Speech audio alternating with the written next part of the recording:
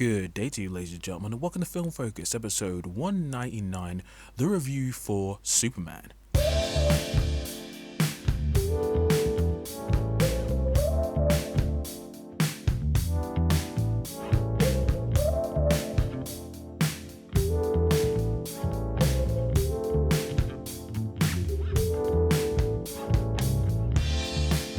Well, hello there, ladies and gentlemen of the North, South, East, and West, and welcome to another episode of Film Focus. I'm your host, Hypersonic55, and I'm glad that you decided to join me once again for some film-related discussion. And it is the middle of July, and we have just had the release of Superman last week. So at the time of the recording, it is a few days after the film has come out. The box office for the weekend has come out, and it's just over 215 million, I think, or at least over 200 million. There are bits of online discourse debating about whether that's successful for this universe or not, and there are comparisons to Man of Steel, but I say the film has just come out, give it some bloody time to have some legs and then have everybody else discover it. But for the most part, it looks like there's a lot of buzz positively about this film, and I will be contributing to that today because Superman, I saw that in IMAX on Saturday and I quite enjoyed it. Now, I will be very careful about how I choose to speak about this film just because there is a lot of really good things about it, but a lot of that is in the spoiler area, and as you know, I never give spoilers out in my reviews just because I want you to experience the film for yourself and then come back to me and then we can start chatting.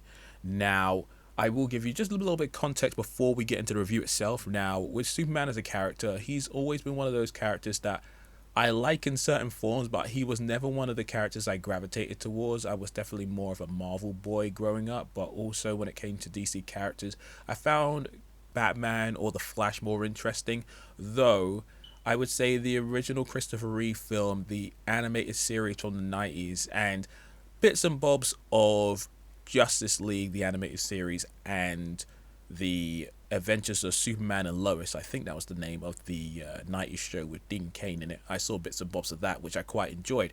So when it came to his film adaptations, I gave them a watch, and again, the original Superman I quite like. Superman 2 I like, but to a lesser degree. Superman 3 and 4, terrible. Superman 3 I watched for the first time, I'd say around 10 years ago, and it actively frustrated me. Even though Superman 4 is the cheapest and worst of the bunch, I think it's more frustrating considering what Superman 3 could have been, especially when you know about the behind the scenes stuff. And then with Superman Returns, that was probably the first Superman film I got to see in the cinema, and I thought at the time it was good, but the problem was I wasn't really paying attention to the fact that there was nothing really going on with that film. While it was technically a continuation of the Christopher Reeve films, there wasn't really much to it. It was a film that sort of plodded along, tried to do some things here and there, and Brandon Routh, he was great, but there really wasn't much going on with that film. Character-wise, the plot was just okay. There was only really one major action sequence, which was mostly seen in the trailers with Superman stopping that plane, but he didn't fight anybody. And yeah, I mean, I've watched that film at least a couple times since it came out, and I was just like, yo, it got worse with each viewing. So yeah, Bryan Singer did not do well with that. But then we got Man of Steel, and at the time, funnily enough, I ended up seeing that film 3 times in the cinema, and there were aspects of it that I liked in terms of the action, in terms of Henry Cavill, and some of the changes that they made to the Superman lore, at least when it comes to being on screen, how they depicted Krypton, and Russell Crowe, he was pretty cool as Jor-El, but the film is long. I rewatched that film last year with my friend Ross, who's a fellow friend and person who's been on the podcast a few times, and I didn't realize how long that film was watching it at home. It felt like it went on for an eternity. There's also the relationship between Superman and Lois that I don't like. I never thought that was, very well done in the film. And there are other weird decisions in that film that I not only just don't agree with, but there's also aspects of the film which are just dumb. And I'm like, why did you do that?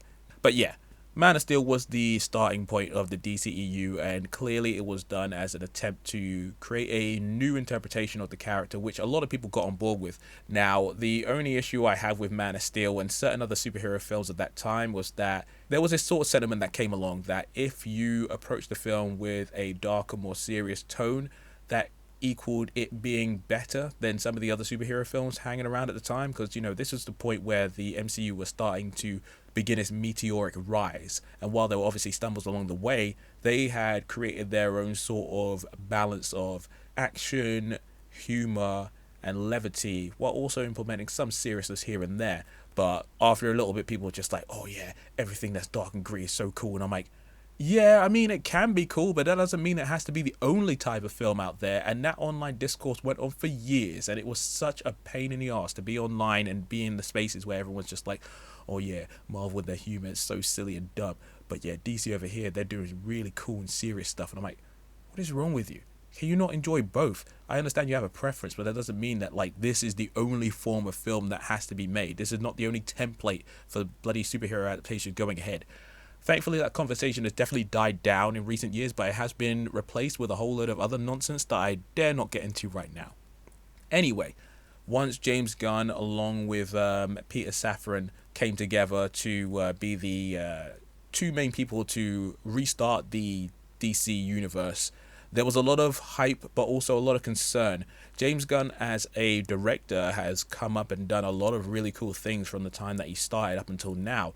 However, to handle a project like Superman, some people were not sure that he had the capabilities to go about and handle something like that and have such a notable character be brought in. You also were bringing people into a universe where characters had already been established and this world had a lot of stuff going on already. So rather than getting another superhero origin story, we were stepping into this universe where metahumans were all over the place and there were already established relationships and rules for the universe. So again, a lot of people were wondering, how is this going to work? And from the time the first trailer dropped, there has been hype but also concern. I liked the first trailer. I thought it was pretty cool. The subsequent trailers that's come out after that, which I've only seen the one, I quite enjoyed. But there has also been just a lot of frustrating discourse between Zack Snyder fans and fans of this new property in terms of what looks cool and what doesn't, the way the film has been shot, some of the POV slash like piece to camera moments where Superman is flying towards the camera, and some people say it looks weird. And some people are saying, oh, this film might have too many characters. There's too much going on. Is this going to work? Some people have wanted this film to fail before it even came out. So, yeah, again, too much stuff going on to describe. But now I'm going to get into it myself. I know there's a fair bit of preamble, but I just wanted to establish a few rules before we got into this. So, as per usual with the review, I'll be talking about the story, characters, presentation, and overall conclusions. So, without further ado, let's jump into this thing. Okay, so the story of this film can be summed up as the following. Superman is an already established hero who has been doing his thing for a few years now. He is known not only to the people of Metropolis but also the world at large, and for the most part people really like him and think of him as a godly hero. However, after he stops a war at one point, his heroic actions are called into question, not only by the government but also the press, and after an incident, it makes the opinion of Superman change for a good chunk of people, and this causes him to question not only his alien heritage but also his place on Earth as a human and how he fits into that considering his ideals. And we also have to take into consideration that Lex Luthor, his adversary, is watching from the shadows, plotting and planning certain things of his own, and there are also other superheroes in the fray who have to navigate certain things that also are connected to Superman as well. And that's a way for me to talk about this film without going into the area of spoilers. Now, for me, Superman was everything that I had hoped it would be. It was fun, it was thrilling, it had a lot of levity and humor, but it was also serious when it needed to be and had stakes. But the core aspect of the film that I quite enjoyed was the aspect of hope. Hope is one of the quintessential elements of Superman, and that's what's always drawn me to the character. And some people will enjoy the more serious and gritty aspect of the Zack Snyder Man of Steel film, and to each their own, I guess, but this was way more my jam.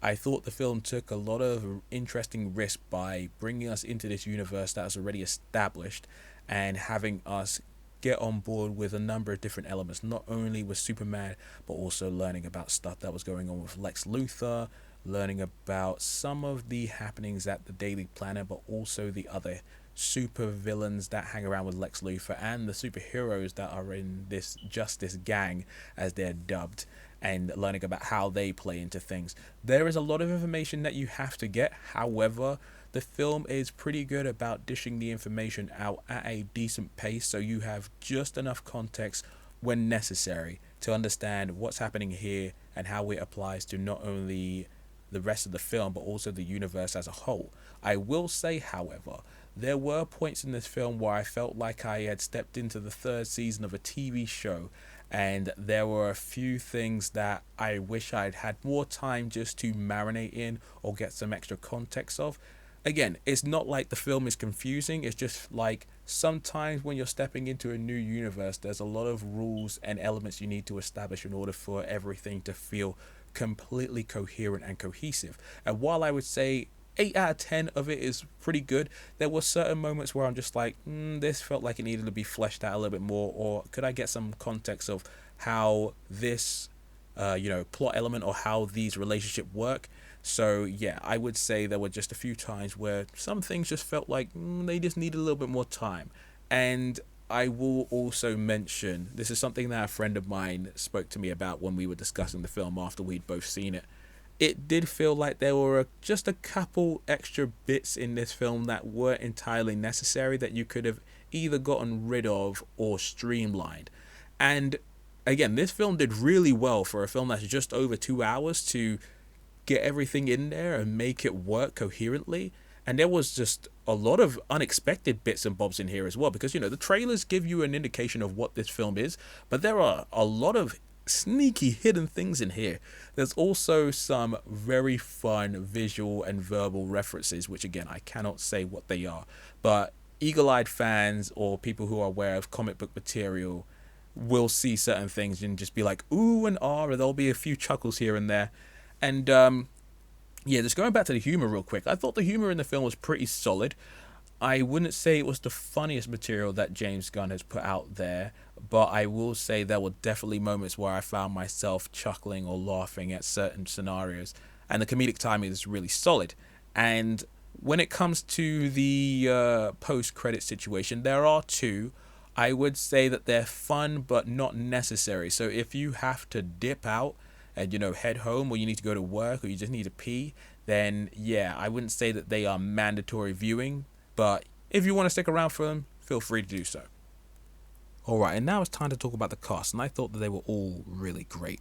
James Gunn has always been good about assembling a cast and making use of them in various different departments, from the main cast through to small one-time appearances. Everybody has their moments to shine, and they are all utilized pretty well. Some people more so than others, and some people I wish had just a bit more time on screen, but again, no one did a bad job. So let's start out with the main man himself, David Corn Sweat, as Clark Kent, aka Superman. He was really good. I know that there was a lot of discussion online about whether he would have not only the physical build but also the personality to be able to carry off a Superman, but I think he was great. In a lot of ways, he's just a guy trying to do good. He has a lot of positive virtues, he's an idealist, and he just tries to operate as best as he can in a world that's fairly cynical and has a lot of areas of grey. But because he has a little bit of a black and white view on things and how certain things should be done, especially when it comes to doing good things and bad things, this does make him butt heads with certain individuals here and there. But I also feel like this is the most empathy I felt for a version of Superman done in live action so far.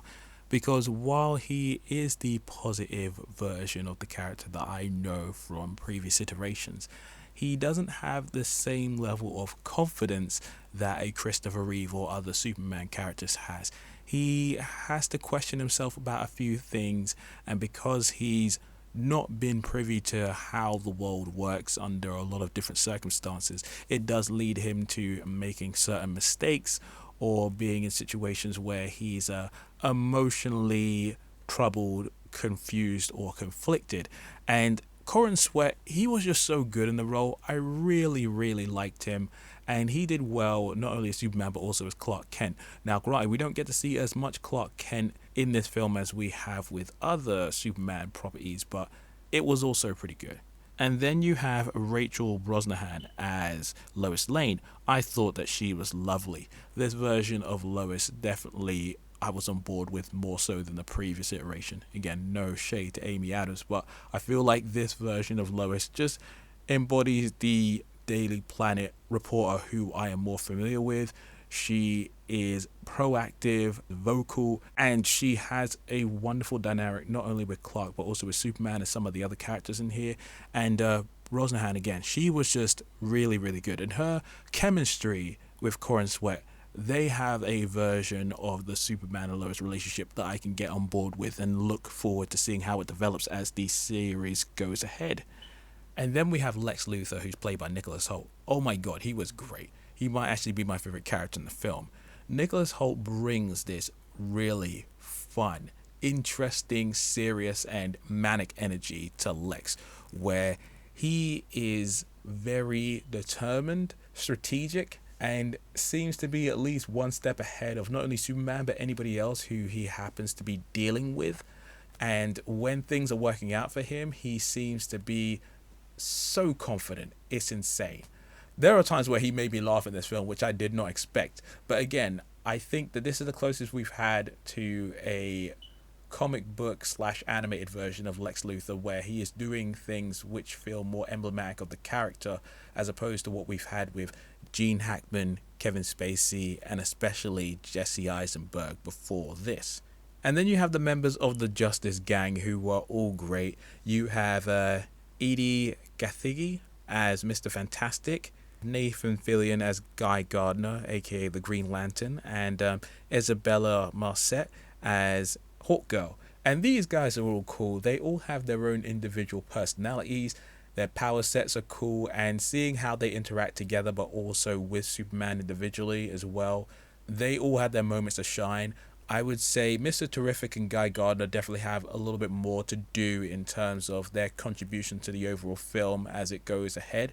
But Nathan Fillion, he's always delightful whenever he's on screen. He brings a certain charm, sass, and energy to his role as a Green Lantern, but also he is very funny.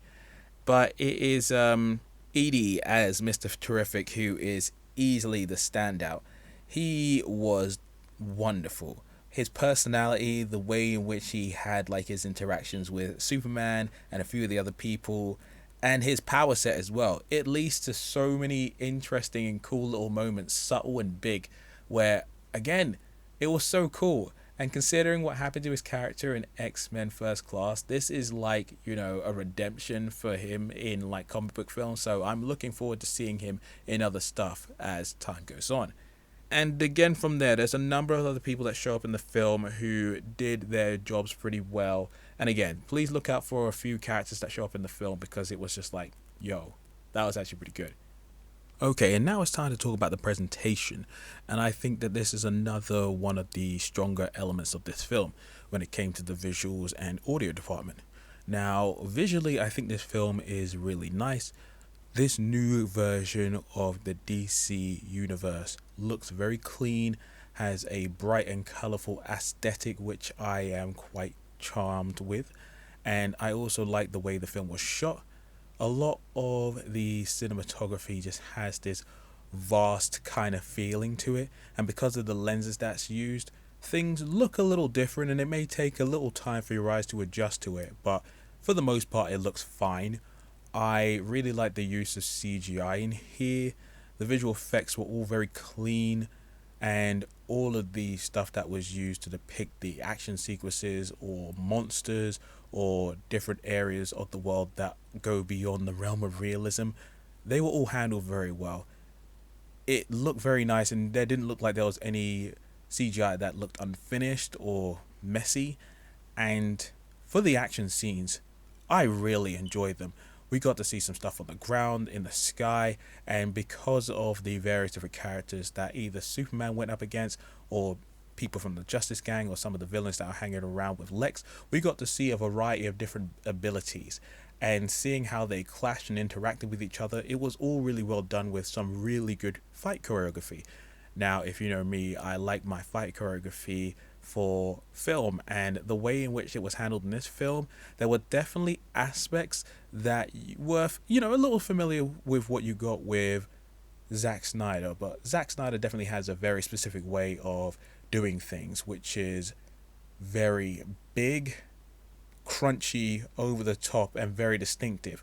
And while this film doesn't have that same level of craftsmanship, I would say the visuals that were done for some of the action scenes in here was great, and the way in which we got to see Superman and some of these other characters do their abilities, it felt more in line with what you'd see in the comics. And there was stuff in here that I never thought I'd see in a live action film, but seeing how they really embrace some of the more weirder and unique elements of how characters can depict their abilities in live action, it was really cool.